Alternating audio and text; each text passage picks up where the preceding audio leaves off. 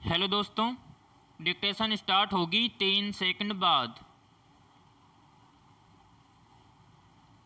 Start.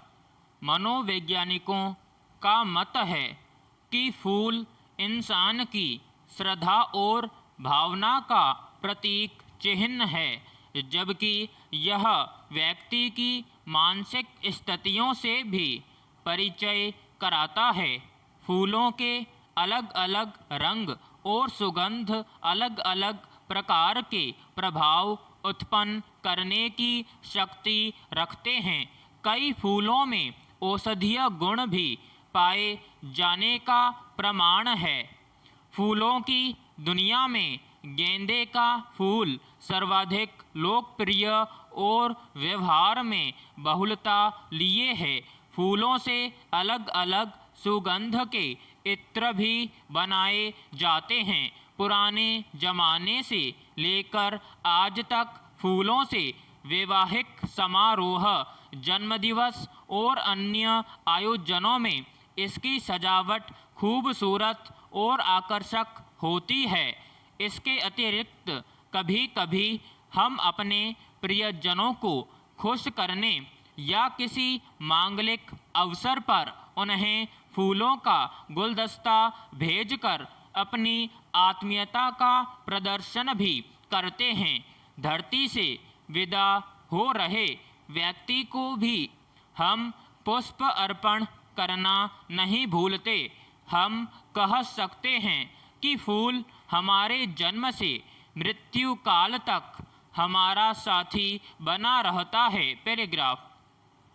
फूलों की महत्ता के किस्से अनेक हैं जो हमें इसके गुणों को समझने का अवसर प्रदान करते हैं।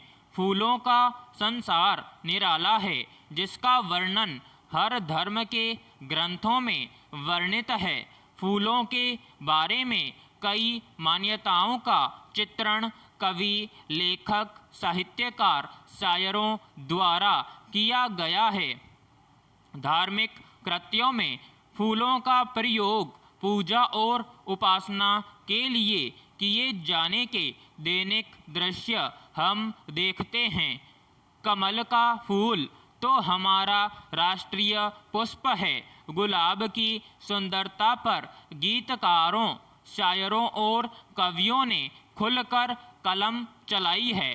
फूलों ने समाज के एक वर्ग को रोजी रोटी से भी युक्त कर रखा है, जो फूलों की माला, गुलदस्ता सजावट से उन्हें आय का स्रोत प्राप्त कराता है। कुछ लोग इसकी खेती भी करते हैं, जबकि फूलों के निर्यात और आयात ने इसे विश्व व्यापार का एक साधन भी बना दिया है। यूरोप के ऑस्ट्रिया को फूलों का देश भी कहा गया है, जहां फूलों की खेती के कुशल कामगार भारतीय ही हैं।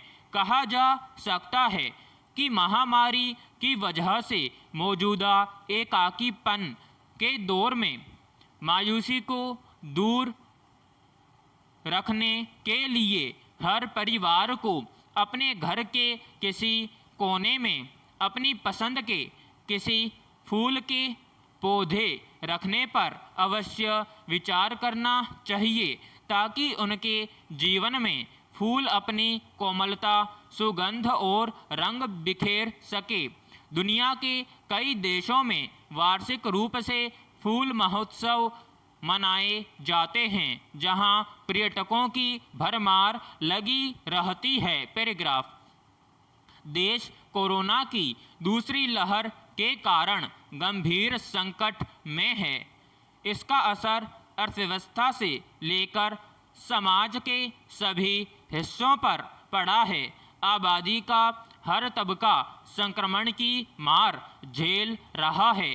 इससे उपजे हालात ने जीवन जोखिम में डाल दिया है।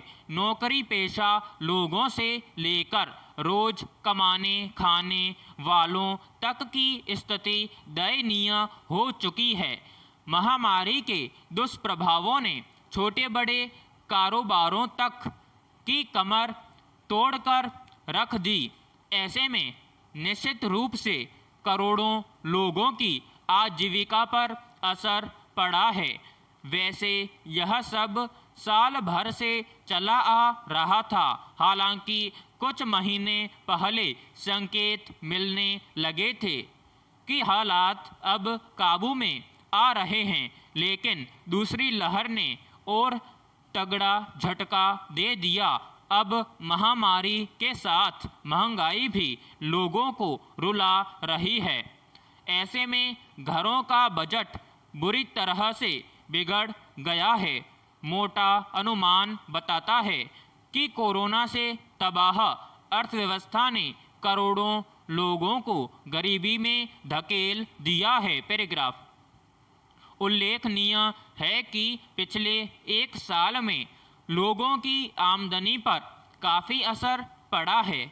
सबसे ज़्यादा मध्य वर्ग की आमदनी घटी है। संकटपूर्ण हालात से निपटने के लिए अधिकतर लोगों को बैंकों में जमा अपनी बचत से काम चलाने को मजबूर होना पड़ा, क्योंकि उनके पास और कोई उपाय नहीं रह गया था। यही खतरा फिर मंडराने लगा है। आमदनी में एक बार फिर बड़ी गिरावट आने और निजी क्षेत्र के महंगे स्वास्थ्य संबंधी खर्च की वजह से मध्य वर्ग गरीब तबके में शामिल होने से सिर्फ कुछ कदम ही दूर है। देश की अर्थव्यवस्था की रीढ़ कहे जाने वाला सूक्ष्म, लघु और मझोले उद्योग क्षेत्र भी दयनीय हालत में हैं। दूसरी लहर से निपटने के लिए एक बार फिर से कई राज्यों ने पूर्णबंदी और आंशिक बंदी जैसे कदम उठाए जा रहे हैं।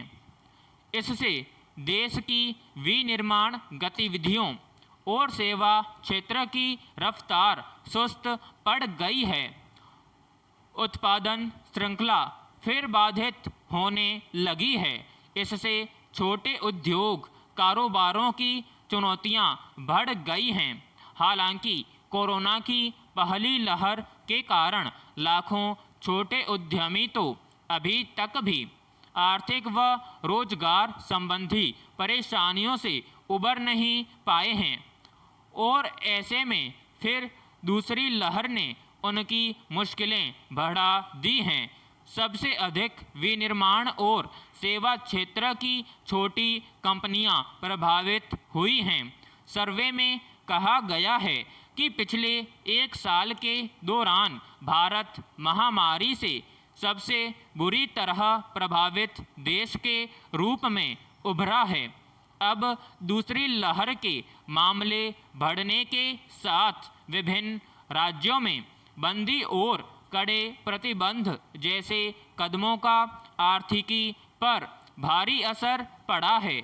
आमदनी घटने के साथ मांग गायब हो गई है।